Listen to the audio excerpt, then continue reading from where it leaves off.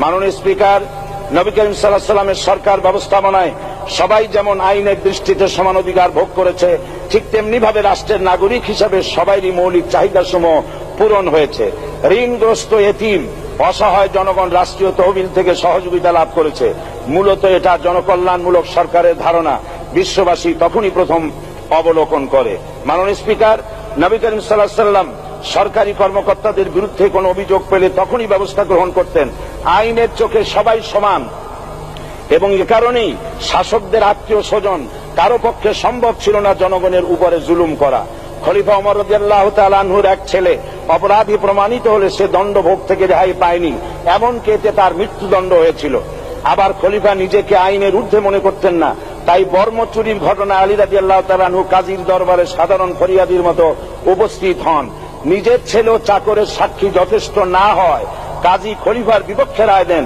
এখানে বিচার বিভাগ ছিল সম্পূর্ণ স্বাধীন এবং শাসন বিভাগের নিকট তার কোনো দায়বদ্ধতা ছিল না।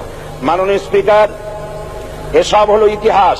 মুসলমান আজ অনুসরণ করতে চায় না তাদের অতীতের গৌরবোজ্জ্বল কর্মপদ্ধতিকে। সে এখন কাফির মুশরিকদের কিরানক স্বার্থ পূজারী আখেরাতে জবাবদিহিতা শূন্য বাগাড়ম্বর এক জাতি।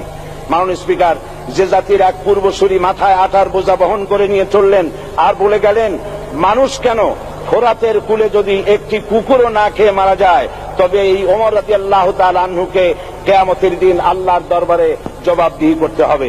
আর আজ সেই জাতির দায়িত্বশীলরা জনগণকে অভুক্ত রেখে তাদের মুখের গ্রাসে ভাগ বসায়। জনগণ তাদের নিকট উপস্থিত হলে মনে হয় যেন গোলাম প্রভুর দরবারে উপস্থিত হয়েছে, আর অহেতুক উৎকোচ দাবি করে তাদের উপর জুলুম করছে। আর আল্লাহ পাক জালিমকে কখনোই পছন্দ করেন না। মাননীয় স্পিকার, আমি দৃঢ়ভাবে আশা করি এই অবস্থা কাটিয়ে উঠিয়ে আমরা রাসূল করিম সাল্লাল্লাহু আলাইহি ওয়াসাল্লাম কর্তৃক প্রদর্শিত রাষ্ট্র ব্যবস্থার অনুসরণ করে একটি সুখী সমৃদ্ধশালী আধুনিক ইসলামী রাষ্ট্র পরিণত করে বাংলার প্রিয় জন্মভূমি বাংলাদেশকে আজ গোটা বিশ্বব্যাপী শোষণ, নির্যাতনা, হানাহানি, অশান্তির মধ্যে, তাই আজ পৃথিবীর অধীর আগ্রহে অপেক্ষা করছে ইসলামের আলোকে এমন এক রাষ্ট্র ব্যবস্থার যেখানে দায়িত্বশীলরা আল্লাহ তাআলার কাছে জবাবদিহিতার পাশাপাশি জনগণ নিকটও জবাবদিহি করতে বাধ্য হবে। মাননীয় স্পিকার, অনেক ত্যাগ ও তিতিক্ষার রক্তের বিনিময়ে গড়ে উঠেছে আমাদের গণতান্ত্রিক প্রতিষ্ঠান এই জাতীয় সংসদ।